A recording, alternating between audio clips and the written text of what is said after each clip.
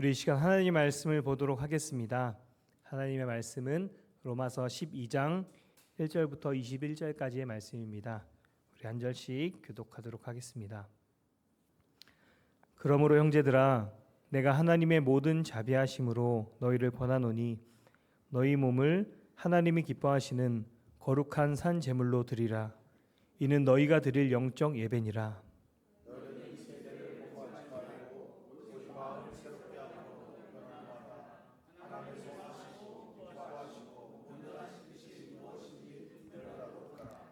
내게 주신 은혜로 말미암아 너희 각 사람에게 말하노니 마땅히 생각할 그 이상의 생각을 품지 말고 오직 하나님께서 각 사람에게 나누어 주신 믿음의 분량대로 지혜롭게 생각하라.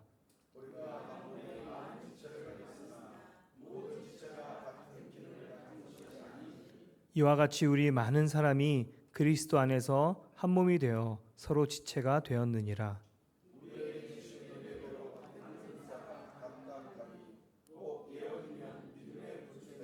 혹 섬기는 일이면 섬기는 일로, 혹 가르치는 자면 가르치는 일로,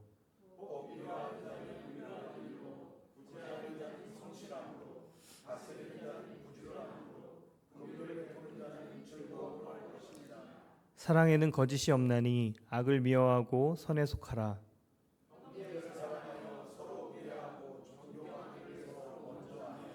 부지런하여 게으르지 말고 열심을 품고 주를 섬기라.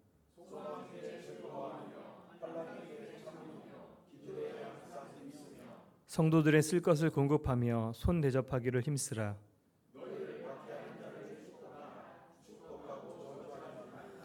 즐거워하는 자들과 함께 즐거워하고 우는 자들과 함께 울라.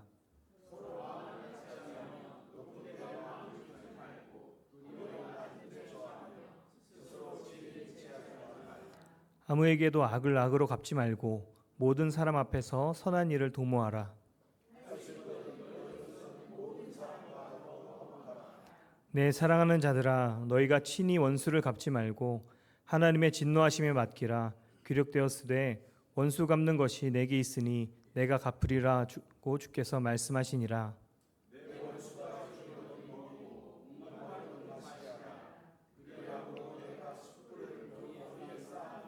함께 읽겠습니다.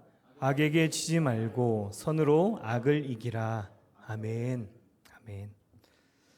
여러분, 우리가 구원받은 것은 우리의 어떠함에 의해서가 아니라 오직 하나님의 은혜로 된 것임을 믿으시기 바랍니다.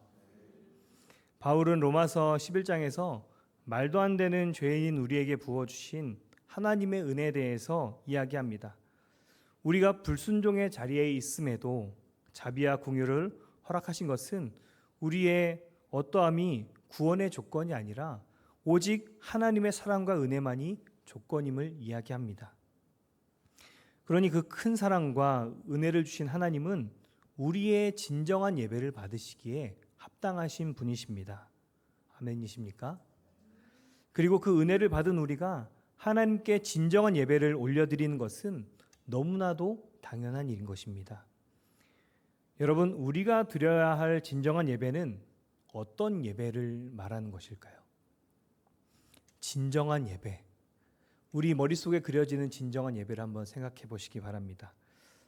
바울은 이것을 1절에 영적 예배라고 표현을 합니다. 이 영적 예배라는 헬라어 단어의 뜻은 합당하고 이성적인 예배, 복음에 합리적으로 응답하는 예배라는 의미를 함축하고 있습니다. 그러니까 이 복음의 합리적인 응답이 바로 우리의 몸을 거룩한 산 제물로 하나님께 드리는 것입니다. 여기서 산 제물이란 말은 사실 말이 되지 않는 말입니다. 제물은 죽어야 의미가 있습니다. 구약에서 제물은 피를 뽑고 각을 떠서 불에 태워 하나님께 드리는 것을 이야기하는데 그렇게 하면 제물은 반드시 죽습니다. 그러니 여기서 산제물이라는 것은 살아있지만 죽어있는 것을 의미합니다.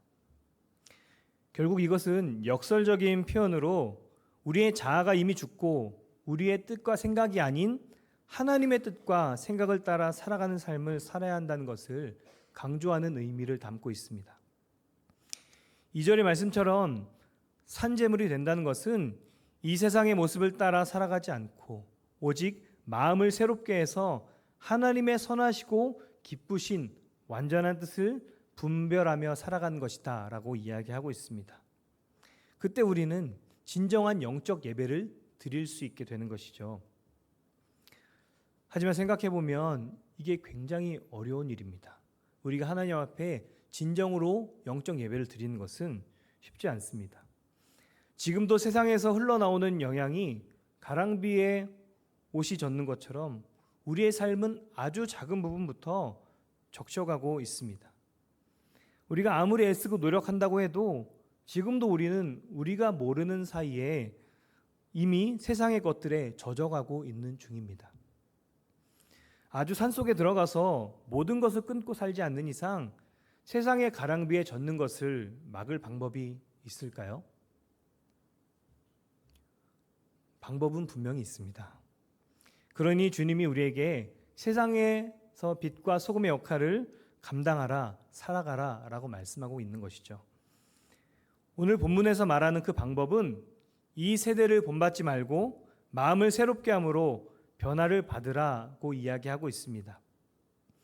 여기서 중요한 것은 마음을 새롭게 하는 것입니다. 최근에 저희 아이들 중에 하나가 굉장히 질풍노도의 시기를 겪고 있습니다. 6살, 4살, 9개월인데 누가 질풍노도의 시기를 겪고 있는지 맞춰보세요. 네, 아닙니다. 네, 네. 그래서 제가 화도 많이 내고 혼도 많이 내고 있습니다. 한 번은 너무 말이 통하지 않고 저도 화가 머리끝까지 나서 이 아이를 작은 방으로 끌고 갔습니다. 그리고 혼을 내려고 하는데 이 아이가 횡설수설하면서 가만히 있지를 못하고 너무나 불안해하는 거예요. 그때 하나님이 저에게 주시는 마음은 아이를 혼내지 말고 안아주라는 마음이었습니다. 그래서 아이를 안고 속으로 기도하면서 한참을 있는데 아이가 점점 차분해지는 것을 느꼈습니다. 그리고 하나님은 이 아이가 지금 사랑을 갈망하는데 그것을 어떻게 표현해야 할지 몰라서 이런 모습들이 나타나고 있다는 마음을 주셨습니다. 그 후로 여러분 이 아이가 변했을까요? 아니요. 동일한 일들이 계속 반복됩니다. 여전히 저는 화가 나 있고 여전히 혼을 내고 싶은 마음이 제 안에서 계속해서 올라옵니다. 하지만 이전과 같은 반응을 보이고 있지는 않습니다. 화가 나는 그 순간에 주님을 외치고 바라봅니다. 그러면 어느새 제 마음은 분노의 마음이 아니라 긍휼의 마음으로 바뀌어 있는 것을 보게 되어집니다. 여러분, 주님은 우리의 마음을 만지시고 새롭게 하시는 분이십니다. 그리고 우리 안에 이 새 마음이 부어지면 우리는 그 누구도 바꿀 수 없지만 하나님의 그 마음, 부어주시는 마음은 우리를 달라지게 할 수 있습니다. 여러분 분명히 기억하십시오. 우리를 변화시키는 주체는 하나님이십니다. 우리가 세상 속에서 주님을 바라보고 의지할 때 우리에게는 새 마음이 부어지고 우리는 그 허락하신 마음으로 인해서 달라지게 되는 것입니다.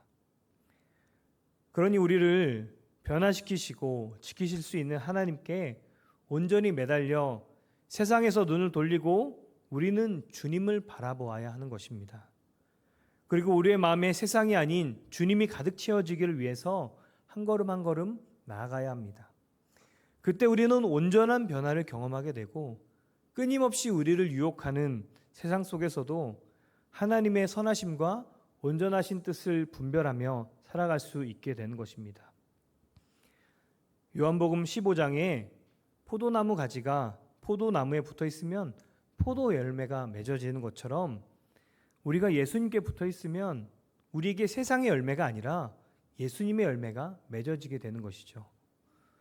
지금도 끊임없이 세상에서 흘러나오는 가랑비에 젖지 않는 방법은 우리가 순간순간 주님을 바라보고 주님을 의지하는 것뿐입니다. 그때 우리는 변화되고 하나님의 선하시고 기쁘신 온전한 뜻이 무엇인지 분별할 수 있게 된다는 것입니다. 이렇게 바울은 우리가 하나님의 선하시고 온전한 뜻을 따라 살아가는 영적 예배를 이야기하면서 3절부터는 우리가 그리스도 안에서 한 몸이 되는 것을 이야기하고 있습니다. 여기에 여러분 어떤 바울의 의도가 보이지 않습니까? 바울은 우리가 하나님께 드릴 영적 예배가 그리스도인으로서 한 몸을 이루는 것이다 라고 이야기하고 있는 것입니다. 여러분, 한 몸은 같이 있다고 해서 한 몸이 되는 것이 아닙니다. 우리의 손끝에 가시가 박히면 지속적으로 아픔이 느껴지듯이 우리가 한 교회 공동체로서 우리에게 속한 누구든지 함께 아파하고 함께 기뻐하는 것이 한 몸을 이루어 나아가는 것입니다. 이 한 몸을 이룬 지체는 각자가 살아온 환경도 취향도 성격도 다 다릅니다. 그리고 각자의 성격대로 교회 안에서 쓰임을 받는 방식도 다릅니다. 이렇게 다르지만 우리가 서로 다름을 인정하고 예수님을 중심으로 예수님이 기뻐하시는 일들을 함께 해 나가는 것, 이것이 그리스도인의 한 몸 된 공동체입니다. 오늘 바울이 6절에서 8절에 이야기하는 것처럼 우리에게 주신 은혜대로 받은 은사가 각각 다르니 혹 예언이면 믿음의 분수대로, 혹 섬기는 일이면 섬기는 일로, 혹 가르치는 자면 가르치는 일로, 혹 위로하는 자면 위로하는 일로, 구제하는 자는 성실함으로, 다스리는 자는 부지런함으로, 공유를 베푸는 자는 즐거움으로 할 것이니라. 각자에게 주어진 일들을 감당하며 예수님의 교회를 이루어가는 것이죠. 그런데 모든 공동체가 이렇게 아름답게만 이루어져 가는 것은 아닌 것 같습니다. 아마 바울도 한 몸 된 공동체 안에 생기는 문제들에 대해서 인식을 하고 있었던 것 같아요. 그래서 3절에 이렇게 이야기합니다. 내게 주신 은혜로 말미암아 너희 각 사람에게 말하노니 마땅히 생각할 그 이상의 생각을 품지 말고 오직 하나님께서 각 사람에게 나누어 주신 믿음의 분량대로 지혜롭게 생각하라. 우리의 생각이, 우리의 자아가 하나님이 허락하신 생각을 넘지 말라고 이야기하고 있습니다. 사실 문제는 내가 앞설 때 생기게 되는 것이죠. 내 생각에는 저렇게 이야기하면 안 될 것 같은데, 내 생각에는 저렇게 행동하면 안 될 것 같은데, 여러분 사실 이 안에서 예수님이 기뻐하시는 일이 아닌 사단의 기뻐하는 방법대로 교회를 이끌어가고 싶으신 분 계십니까? 아무도 없습니다. 다 같은 뜻을 가지고 어떻게 하면 하나님께서 기뻐하실까를 염두에 두고 생각하고 움직입니다. 그런데 나와 방식이 맞지 않아서, 나와 생각이 맞지 않아서, 나와 성격이 맞지 않아서 갈등이 발생하고 그 갈등에 골이 깊어집니다. 결국 한 공동체 안에 우리가 있지만 한 몸이라고 하기에는 조금 어색한 공동체가 형성되어지는 것입니다. 그저 동향은 듣고 문제가 있을 때 기도는 하지만 여전히 한 몸을 이루고 있지는 못합니다. 우리가 사실 주목자분들과 어려운 환경에 처한 사람을 도울 때는 마음을 다해 전심으로 돕습니다. 하지만 이상하게 옆에 있는 그 사람에게는 그렇게 살갑고 친절하게 할 수 없을 때가 많음을 보게 됩니다. 꼭 나에게 달린 팔인데 내 팔이 아닌 다른 사람의 팔을 달고 다니는 느낌이 들기도 합니다. 그래서 바울은 하나님이 허락하신 마땅히 생각해야 할 것 이상의 생각은 하지 말라고 이야기하고 있는 것입니다. 하나님이 나에게 주신 생각과 말, 그 이상은 하지 말라는 것이죠. 여러분, 우리의 생각이, 말이 하나님의 주신 생각과 말을 넘지 않으려면 우리는 어떻게 해야 할까요? 모든 순간에 하나님의 뜻을 생각하고 하나님이라면 어떻게 생각하실까, 어떻게 하실까 생각해야 합니다. 평상시에 하나님께 붙어 있고 묻지 않으면 불가능한 일인 것입니다. 여러분, 일상의 삶에서 우리가 해야 할 것은 우리와 함께 하시는 주님을 인식하며 동행하는 것입니다. 나의 삶의 모든 자리에 주님이 함께 하심을 믿고 그분께 묻고 그분을 의지해야 하는 것입니다. 우리의 공동체 안에서 아무리 바른 일일지라도 하나님의 뜻을 묻고 생각하고 말해야 한다는 것이죠. 그때 우리는 진정한 한 몸을 이루게 되는 것입니다. 내가 조금이라도 앞선다면 우리는 한 몸을 이루어 나갈 수 없습니다. 여러분, 혹시 우리 공동체 안에 한 몸이라고 하기에 어색한 분이 있으십니까? 그렇다면 하나님께 물으며 그 지체와 함께하기 위한 노력을 다시 시작하시기 바랍니다. 하나님은 그 어떤 예배보다 한 몸을 이루어가는 것, 그 일을 기뻐 받으시는 분이시기 때문입니다. 그렇게 우리의 삶으로 진정한 예배를 올려드리는 저와 여러분들 되시기를 원합니다. 하나님이 기뻐하시는 산 제물, 그 제물은 우리가 온전히 그 사람을 위해서 나는 죽었고 이제 예수님의 그 사랑을 가지고 나아가는 것입니다. 또 바울은 9절부터 20절까지 계속해서 우리가 드려야 할 영적 예배가 무엇인지 이야기하고 있습니다. 사실 이거 읽으면서 풀어서 설명할 것도 없이 그냥 이 말씀을 듣고 읽고 그냥 따라 살아가면 되는 내용이다라는 생각이 들었습니다. 하나님이 이 말씀을 통해서 우리에게 너가 좀 이렇게 살아주지 않겠니? 하고 직접 우리에게 말씀하고 계시는 것 같아요. 좀 길긴 하지만 우리가 이 말씀을 마음에 새기면서 함께 교독하며 읽었으면 좋겠습니다. 9절부터 20절까지 말씀인데 우리 한 절씩 저와 여러분이 교독하며 이 담겨져 있는 말씀을 내가 살아가겠습니다. 그렇게 나아가겠습니다. 하는 마음으로 한번 교독했으면 좋겠습니다. 사랑에는 거짓이 없나니 악을 미워하고 선에 속하라.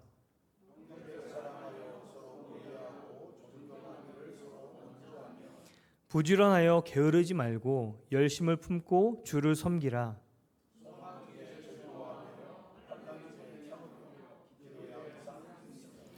성도들의 쓸 것을 공급하며 손대접하기를 힘쓰라.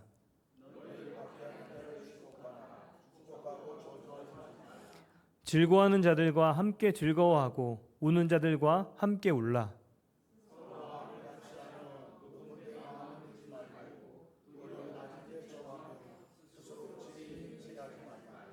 아무에게도 악을 악으로 갚지 말고 모든 사람 앞에서 선한 일을 도모하라.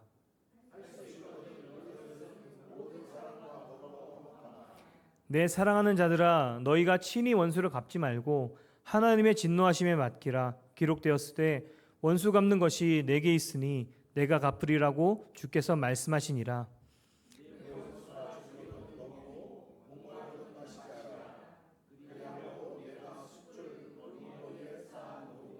아멘. 여러분, 아멘이시죠? 여러분, 이렇게 우리가 사랑으로 살아가야 함을 이야기하고 마지막에 바울이 뭐라고 이야기하는지 아십니까? 악에게 지지 말고 선으로 악을 이기라. 세상의 방식은 악을 악으로 갚아주라고 이야기합니다. 오른쪽을 맞으면 오른쪽도 때리고 왼쪽도 때리라고 이야기합니다. 손해보는 것은 바보나 하는 일이라고 합니다. 여러분, 하지만 성경은 분명하게 이야기하고 있습니다. 악에게 지지 말고 선으로 악을 이겨라. 여러분의 삶 속에 어떤 손해를 보고 어떤 아픔을 겪고 계십니까? 죄송한 말씀이지만 그럼에도 하나님은 그 손해와 아픔을 그대로 갚지 말라고 이야기하십니다. 마태복음 5장 39절에서 42절에 예수님은 이렇게 말씀하십니다. 나는 너희에게 이르노니 악한 자를 대적하지 말라. 누구든지 내 오른편 뺨을 치거든 왼편도 돌려내며 또 너를 고발하여 속옷을 가지고자 하는 자에게 겉옷까지도 가지게 하며 또 누구든지 너로 억지로 오리를 가게 하거든 그 사람과 심리를 동행하고 내게 구하는 자에게 주며 내게 꾸고자 하는 자에게 거절하지 말라. 여러분, 이렇게 살아가기에 너무 억울하십니까? 꽤 오래된 일인데 여전히 제 안에 도전이 되는 한 이야기가 있습니다. 저는 함께 하나님을 더 사랑하고 더 하나님의 기쁨이 되기 위해서 애쓰는 한 친구가 있습니다. 20대 초반에 항상 학교를 갈 때마다 지하철을 타고 갔습니다. 그리고 지하철을 기다리면서 제일 앞자리로 갑니다. 그때부터 지하철 끝칸까지 가면서 계속 복음을 전하며 학교에 가는 거예요. 그렇게 매일 오가는 길에 복음을 전하고 함께 마태복음 5, 6, 7장을 읽으면서 어떻게든 예수님을 따라 살려고 하는 친구였습니다. 저도 몇 번 지하철 전도를 시도했는데 여간 쉽지 않더라고요. 너무 다리가 떨리고 척한에 딱 서자마자 뭔가 입을 누가 테이프로 막아놓는 것 같은 느낌이, 정말 저에게는 너무나 값진 복음이 맞는데 그 복음을 전하는 것이 너무나 쉽지 않아서 괴로워했던 시간도 있었습니다. 그러던 어느 날도 학교를 마치고 이 친구가 평상시처럼 복음을 전하며 돌아오고 있었습니다. 그날따라 어떤 한 아저씨가 이 복음에 자꾸 반응하는 거예요. 근데 이 반응이 예수님 믿어야지, 예수님 그런 분이시구나 하는 반응이 아니라 핍박과 박해의 반응이었습니다. 막 욕을 하면서 엄청 손가락질하면서 뭐라고 하는 거예요. 제가 이 친구의 성격을 알거든요. 완전 불같은 친구입니다. 제가 생각했을 때는 이 친구가 그 손가락질하고 욕하는 그 아저씨에게 대들고 막 뭐라고 했을 것 같은데 복음을 전하는 그 순간에 그 친구는 그렇게 하지 않았다고 합니다. 이 아저씨에게 죄송하다고 하면서 그 아저씨에게 조심히 복음을 전하기 시작했습니다. 그때 이 아저씨가 순간적으로 너무나 화가 났는지 침을 모아서 이 친구의 얼굴에 뱉었습니다. 그때 그 순간에도 이 친구는 미동조차 하지 않고 계속 침을 닦으며 그 아저씨를 마주하고 있었다고 합니다. 오히려 이것을 보고 있던 한 사람이 나서서 아저씨를 제지하고, 아니 나쁜 이야기를 하는 것도 아닌데 왜 그렇게까지 하냐고 오히려 화를 내주었다고 합니다. 여러분이 이 상황에 처했다면 어떻게 하시겠습니까? 저는 실제 상황에 닥치면 어떨지는 모르겠지만 그 순간에 이 친구처럼 할 수 있기를 위해서 간절히 기도하고 결단하고 다짐합니다. 저와 여기 있는 분들도 다 그렇게 핍박을 기뻐하며 받기 위해서 기도하실 것입니다. 그런데 우리가 생각해 봐야 할 것은 이것을 위해서는 기도하고 다짐하는데 제 옆에 있는 사람을 위해서는 기도하고 다짐하지 않는 것 같습니다. 분명히 한 몸을 이루게 하셨고 한 몸 공동체로 묶어주셨는데 내가 복음을 전하다가 침을 맞았을 때 선으로 대하게 해달라고 하는 기도의 무게와 내가 내 옆에 있는 저 사람의 가시를 선으로 대하게 해달라고 하는 기도의 무게가 다르다는 것입니다. 여러분은 어떠십니까? 여러분, 오늘 말씀이 저와 여러분에게 마음 깊이 새겨지기를 원합니다. 우리가 하나 되지 못하고 있는 지체가 있다면 이 시간 찔림이 돼서 다시 하나님께 기도로 나아가는 시간이 되기를 바랍니다. 여러분, 아무런 문제가 없는 것이 하나가 되는 것이 아닙니다. 사랑하고 품고 섬기고 그 사람에게 관심을 갖는 것이 하나가 되는 것입니다. 우리의 악을 선으로 대하셔서 승리하신 하나님의 승리가 이제 우리의 승리가 되기를 원합니다. 이것이 우리가 하나님께 드릴 거룩한 산 제물이 되는 길이고 이것이 우리가 하나님께 마땅히 드릴 영적 예배이기 때문입니다. 말씀을 정리하겠습니다. 여러분의 삶은 돌아보면 진정한 영적 예배입니까? 우리는 그 예배 안에 거룩한 산 제물로 드려지고 있습니까? 바울이 이야기하는 18절처럼 할 수 있거든 너희로서는 모든 사람과 더불어 화목하라 라는 말씀을 따라 살아가고 있습니까? 우리의 힘으로는 되어지지 않는 부분이기에 우리는 이 밤에 주님의 도우심을 구하고 주님을 바라봐야 합니다. 우리가 주님을 바라볼 때 주님은 우리의 마음을 새롭게 하시고 우리를 변화시켜서 하나 되고 화목을 이루시는 자리로 인도하실 것입니다. 우리가 그렇게 역사하실 주님을 온전히 의지하며 찬양하며 기도하기 원합니다. 우리 이 시간 주님 앞에 찬양할 때 주님 이런 나를 사용하시고 화목케 하고 또 함께 교회를 지어가는 우리가 될 수 있도록 인도하여 주시옵소서. 우리 함께 찬양하며 기도하겠습니다.